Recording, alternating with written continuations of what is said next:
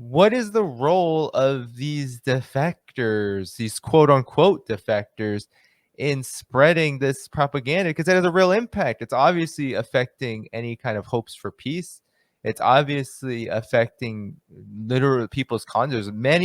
There's a whole diaspora of Koreans all over the world, but especially in the United States, it affects consciousness. It affects how everybody sees Korea, both sides of the of the DMC. So could you speak to the defectors, and I'll pull up that thread as you're talking. Yes, please do.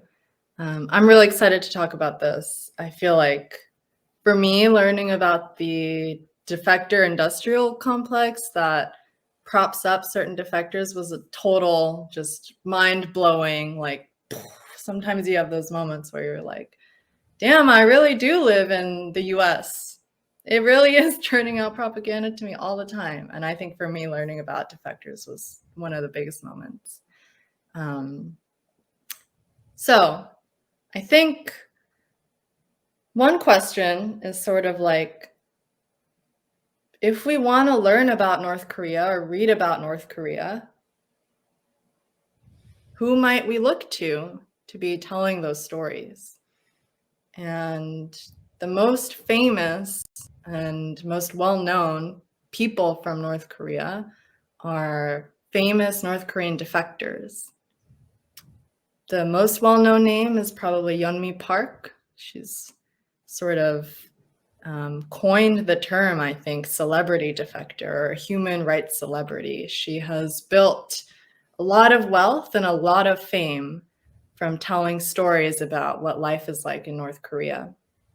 And the stories she tells, I know we'll talk a little bit about them later, but they're hyperbolic, they're totally false in many instances. Many of her stories have been proven to just be completely false. And she's telling stories about how living in North Korea is like hell. You think that you don't even have your own free thoughts. You don't even believe you're an independent person. She's told, and she said once, in North Korea, there is no word for love. Which there is a word for love, because there's a word for love in Korean, and it's, it's sarang. There it is. There's It's just so bad. It's so bad. It's like, yeah, there's just so much that's disgusting about that. Anyway, continue. Yeah, and I think also what's worth saying is these are people who leave North Korea and sort of publicly identify as a defector. And the word defector itself is very politically charged. Since the Cold War, it's taken on a very specific orientation that refers to people from communist-led countries who defect to capitalist countries. And so North Korean defectors are sort of a case in point, or one of the most well-known examples of what is a defector. So defector carries with it this political connotation about loyalty and betrayal, like pronouncing a newfound loyalty to a new place like South Korea or the United States, and announcing your betrayal of where you left, so in this case, North Korea. But not everyone who leaves North Korea identifies as a defector, and these particular famous defector stories are not representative of most people who leave North Korea. Most people leave for economic reasons, and many say that they actually want to return to North Korea someday. The stories that we hear, though, are stories like Yeonmi Park's or other famous celebrity defectors, where they're saying, I left because communism is so bad and because I didn't think I was a free person until I arrived in South Korea or in the United States. Yeah, well, let's pull it back up. Your thread today said that she's paid up to $41,000 per speaking event, Yeonmi Park. And I mean, some of the things that she has said about the DPRK, they're so outlandish. And we need to. So she was on Joe Rogan's show, and this has gone around, but I think it's worth showing. just absolute how ridiculous this can be. I mean, the level of dehumanization is so extreme. I mean, look, imperialism, US imperialism is doing this to all of its targets, anywhere around the world where the US is seeking a footprint and where there is some kind of resistance to that, there is this just complete dehumanization of the people in those governments. But there's also, I think, there's almost another level to this. And I would love to get your thoughts on why that is. I have some of mine, but before we do, let's watch this. Let me just get it up here. It's only 30 seconds long. I think that's all we can bear. All right, so here we go. Here she is on Joe Rogan talking about Koreans pushing trains. All right, here we go. Floating in the river. And then they also train station somehow had a lot of dead bodies because North Korea is very cold and there's a train waiting area and North Korea has one train go to one distance like a once a month and like here it would take like 1 hour to go the other place. In North it take a month at least to go because there's no electricity and sometimes people have to push the train. They have to push the train. Yeah. All right. We have to watch that last 10 seconds because that's too much. Hour to go the other place. In North it take a month at least to go because there's no electricity and sometimes people have to push the train. They have to push the train. Yeah. All right. Have I ever heard someone say to me, yeah, in this, I don't care where it is. Yeah, in this country, they have a train. They have no electricity. So people are pushing the train.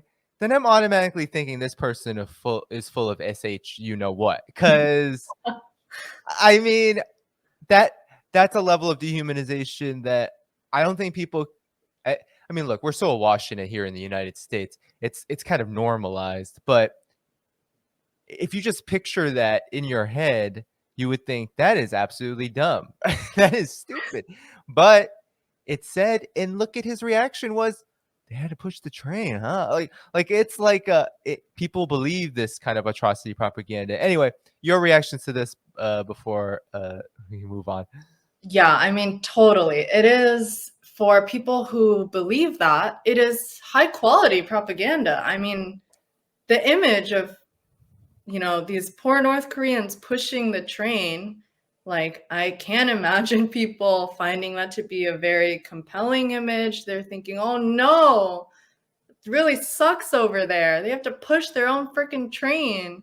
Like, you know, it was a good lie that she made up in the sense that it does produce a very powerful image, but it's simply not true. And I think the thing about defectors that we're going to get into a little bit is that you might hear that and think something like, well, she's North Korean. She lived there. You know, I didn't live there. So who am I to discern whether her story is really true or not? Or you might think, you know, she's telling her testimony. She has the right to say what she believes happened to her, and we should all believe that because it's coming from her. She's an individual person. We should trust and believe what she's saying. But the thing about these defectors is it would be intellectually lazy and incorrect to think of them just as individual people, because there are institutions and cash incentives and webs of politics that are propping them up and funding them and sort of curating their testimonies to be sold to the public, most specifically to American audiences and often South Korean audiences. So these defectors are not just individual people telling their stories. And I think that is a critical pitfall of liberalism, telling us, you know, that's an individual person. We can't deny what she's saying.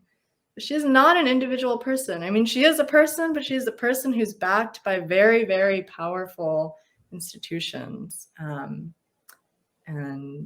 yeah, I'd love to talk a little bit about sort of who are the institutions backing defectors? How do they even get so famous?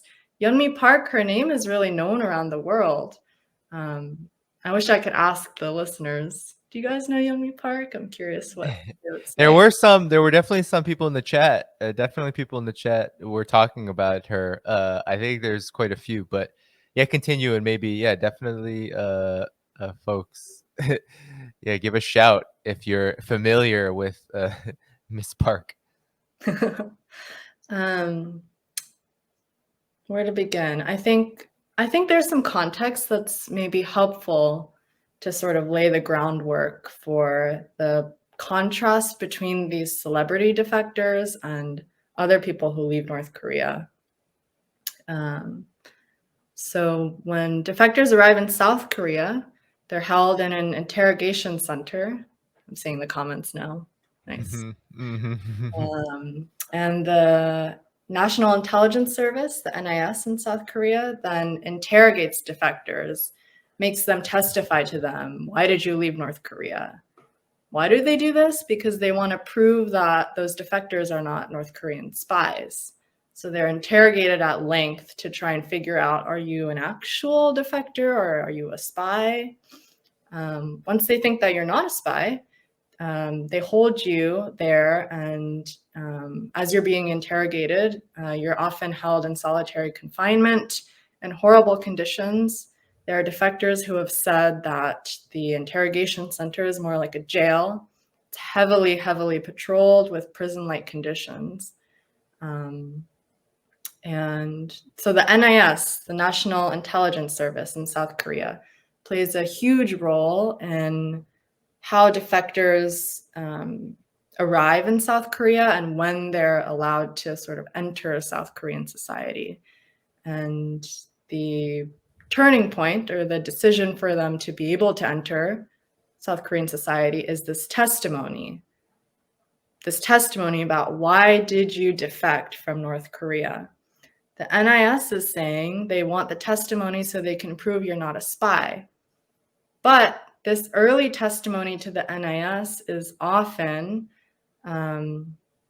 what gets turned into a defector memoir or a defector speech or another sort of cultural product that will propel a defector into fame. So the NIS had a practice of often approaching certain defectors after they gave this testimony and urging them to turn your testimony into a book. There's one defector, Cho Hwan Kang, who wrote a book called The Aquariums of Pyongyang. And he wrote the book in collaboration with the South Korean National Intelligence Service because the NIS approached him and said, hey, you should turn your testimony into a book. We'll help you do it. We'll support you. We'll help you publish your testimony into a book that will sell very well. And indeed it did. But for defectors who don't sort of go down the route of spinning stories for profits, most defectors in South Korea live under precarity and discrimination. South Korean society does not treat defectors well. Their unemployment rates are double the South Korean national average, and their income is 2/3 the national average. Most defectors are women, and about 1 in 4 have experienced sexual violence, often at the hands of the South Korean intelligence agents who are assigned to be their handlers. So life in South Korea for defectors is very precarious and leaves them very vulnerable.